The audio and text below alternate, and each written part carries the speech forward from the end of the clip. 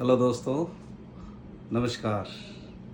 आज जो योग देने जा रहा हूँ आपको, वो घर में ही बना सकते हो आप और यूज़फुल योग है।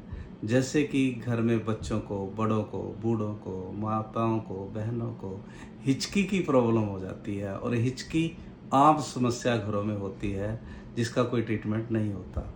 उसके लिए जो औषधियाँ हैं, वो इस प्रकार हैं: आंवला, सौंठ और मग पिप्पल। इन तीनों चीज़ों को बराबर लेकर पीस लें। शहद या मिश्री के अंदर मिलाकर आधी आधी चम्मच सुबह शाम चाट लें।